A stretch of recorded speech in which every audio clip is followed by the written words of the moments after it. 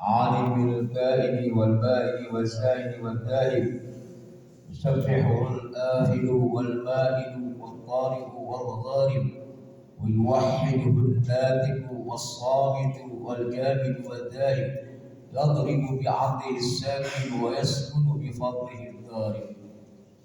قال جل شأنه: يا أيها الذين آمنوا اتقوا الله حق تقاته ولا تموتن إلا وأنتم مسلمون. أشهد أن لا إله إلا الله وحده لا شريك له وأشهد أن محمدا عبده ورسوله الذي لا نبي بعده بلغ الرسالة وأدى الأمانة ونصح الأمة. معاشر الحاضرين جماعة صلاة الجمعة rahimakumullah. Syukur alhamdulillah, pada kesempatan siang hari ini kita masih diberikan nikmat iman wal Islam wa kafa bihima min ni'mah. Cukuplah dengan dua nikmat ini sebagai nikmat.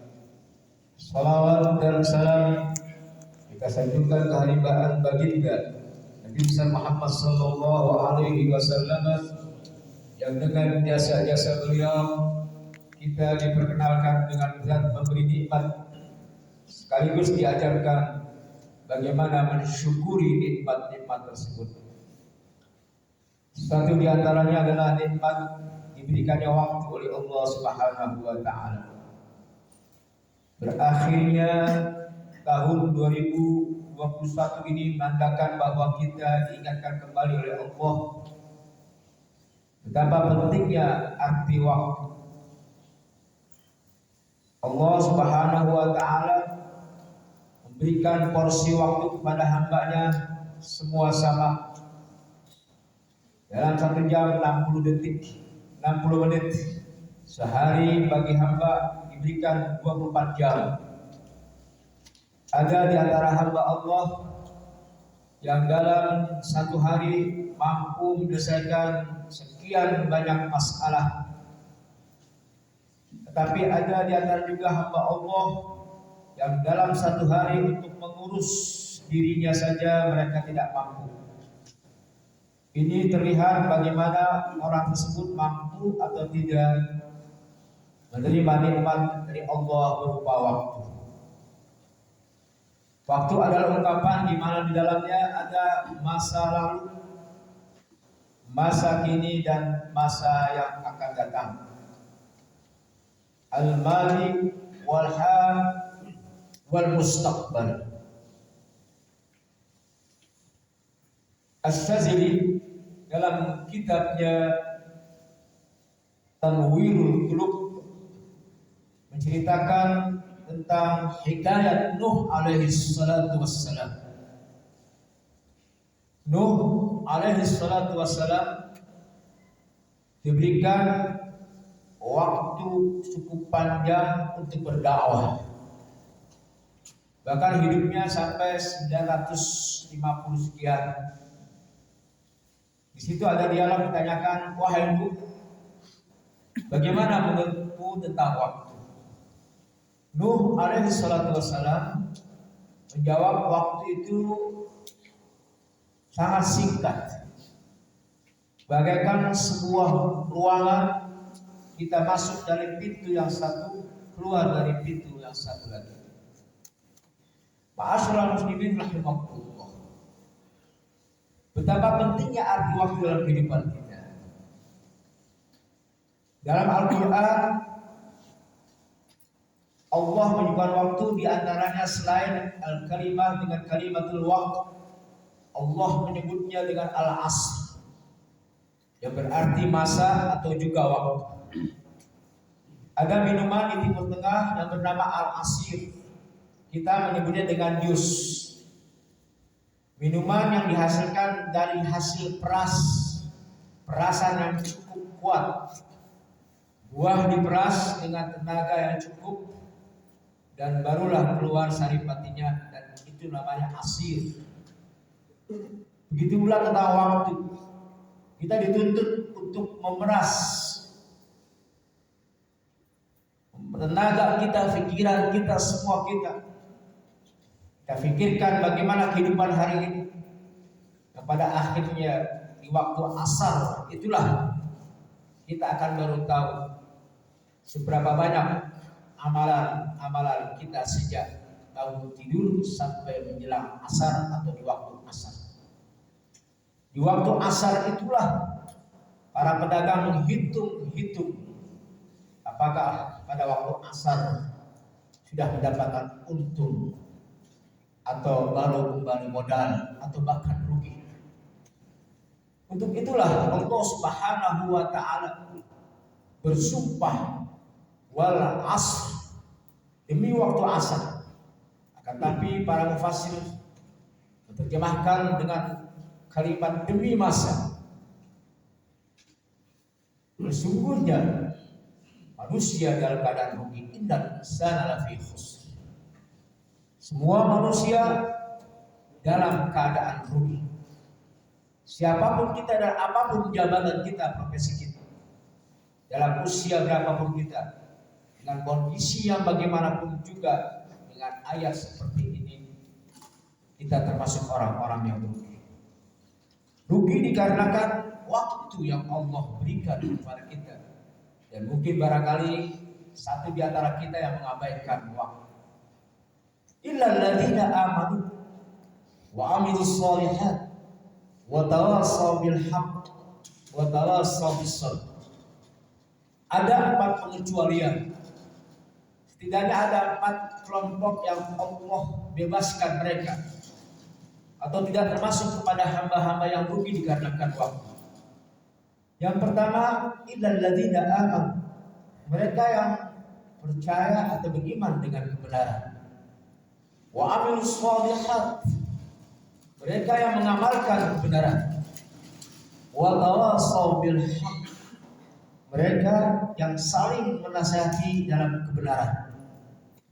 Wa tawassaw bis sabr, mereka yang bersabar di dalam menjalankan kebenaran.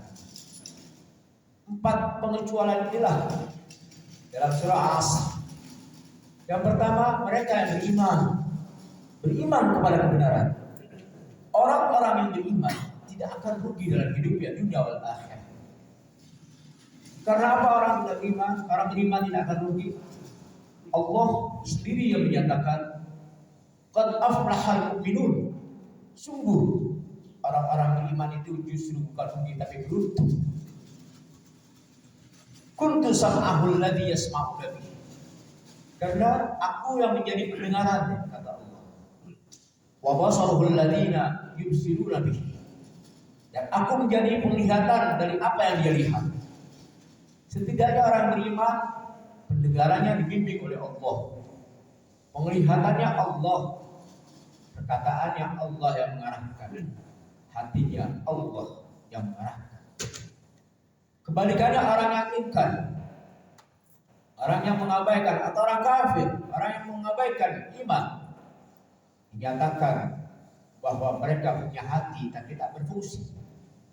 Lahum qulubun la yafqahuna biha, walahum adhanun la yasma'una biha, walahum a'yunun la yubsiruna biha. Mereka punya hati tidak berfungsi hati. Mereka punya penglihatan tidak mampu mendengar kebenaran. Mereka punya mata tidak bisa melihat dan membedakan mana yang benar dan mana yang salah. Dari situlah ada klasifikasi sebagaimana kita lihat dalam surah At-Tin yang tadinya kita min ahsanit taqwim, dan tadinya kita adalah makhluk yang paling sempurna. Summa radadnahu asfala safilin. Kemudian karena kita tidak memfungsikan hati, tidak memfungsikan mata dan penglihatan, mereka kita berada di asfala safilin. Bahkan dalam ayat tadi katakan ulaika kal an'am, bahkan mereka bagaikan binatang. Bal hum adall, bahkan mereka lebih buruk daripada binatang. Itu orang yang ingkar kepada Allah. Orang yang beriman akan merasakan keindahan iman. Ciri-cirinya adalah ayyuhibbullah wa rasulah habba ilaihi mimma siwah. Orang yang beriman dan merasakan iman ada di tengah tengah hatinya mereka cinta kepada Allah, cinta kepada Rasul, melebihi cinta kepada dirinya sendiri, hartanya, dan kehidupan yang lain. Sehingga kehidupannya tidak lain hanyalah Allah. Wa ayyuhibbal mar'a ma yuhibbu nafsi. Ia cinta kepada hamba Allah, pada sesama, pada manusia, orang kaya, miskin, siapapun makhluk Allah. Mereka mencintai mereka sebagaimana mereka mencintai dirinya sendiri. Yang ketiga, orang-orang beriman merasakan keindahannya, benci kepada kekafiran, benci kepada keburukan, bagaimana benci dia dimasukkan ke dalam neraka. Orang-orang yang beriman dibimbing oleh Allah dan akan merasakan hasilnya iman, hidupnya selamat dunia dan akhirat. Iman bisa menjamin kehidupan orang sampai akhirat. Sahabat Nabi pernah datang kepada Nabi, ya Rasulullah, berikan aku satu nasihat. Dan dengan nasihat itu aku tidak akan minta nasihat lain pada yang lain. Dan setelah itu aku akan mengamalkan nasihat itu. Satu nasihat. Rasulullah Sallallahu Alaihi Wasallam punya mukjizat jawami'ul qalim. Sedikit berbicara tapi menyeluruh. Qalla wa dal. Apa kata Rasulullah? Ya fulan, qul amantu billah, tsumma istaqim. Wahai fulan, katakan aku beriman kepada Allah, kemudian continue istiqomah dengan perintah Allah. Setelah itu orang itu pergi dan sampai akhir hayatnya tidak berjumpa dengan Rasulullah. Ternyata orang itu selamat dengan apa yang dinasihati Rasulullah. Yang kedua, orang yang tidak akan rugi wa amilus shalihat. Mereka yang mengamalkan kebenaran. Di dalam beberapa teks Al-Quran selalu berdampingan wa aminu wa amilus, wa aminu wa amilus, beriman kemudian beramal. Iman tanpa amal itu sia-sia. Begitupun amal tanpa iman percuma dan tidak ada artinya. Wa amilus shalihat, orang yang mengamalkan kebenaran tidak akan rugi. Bagaimana dia rugi? Dia akan mendapatkan apa yang ia kerjakan di dunia. Syaratnya adalah amilus shalihat, amal yang soleh. Karena ada amal yang soleh, ada amal yang ghairu soleh. Ada amal yang baik dan ada amal yang buruk. Di dalam amal soleh pun ada amal munqati'ah, ada amal jariyah. Di dalam amal soleh pun ada amal yang terbatas, terputus, atau ada amal yang jariyah. Adapun amal yang terbatas dan terputus adalah amal kebaikan yang sekarang kita lakukan.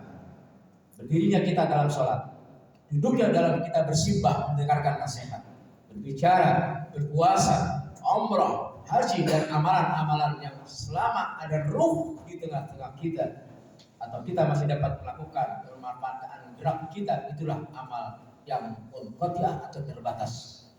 Manakala ruh itu berpisah dari jasad, maka apa yang kita lakukan sekarang tidak lagi jadi amal ibadah kita. Tak mampu berdiri, tak mampu berbicara, bahkan kita sholat pun kita disolatkan.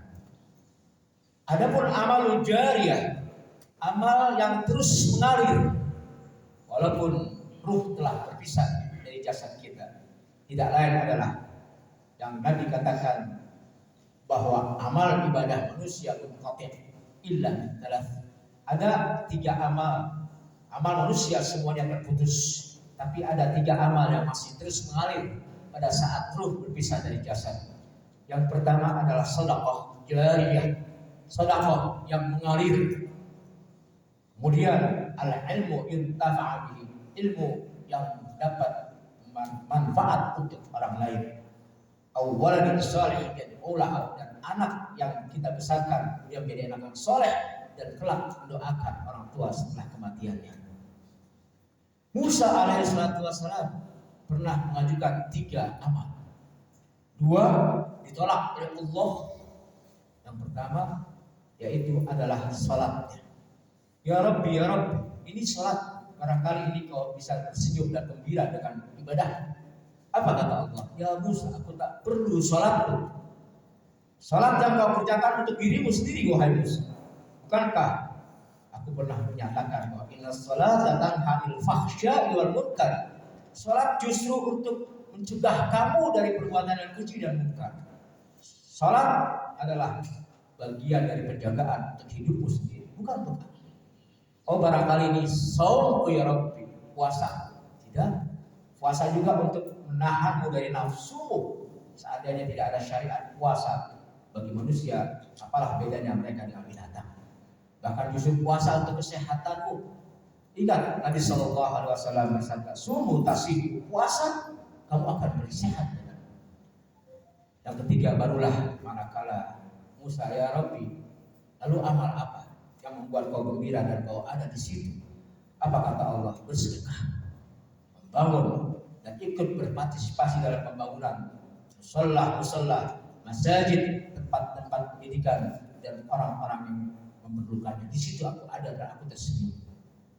Itulah amal salehah dan jariyah dan disambut oleh Allah Subhanahu wa taala. Untuk itulah kita berpandai-pandai mencari amal yang di situ ada Allah tersenyum dan menerimanya.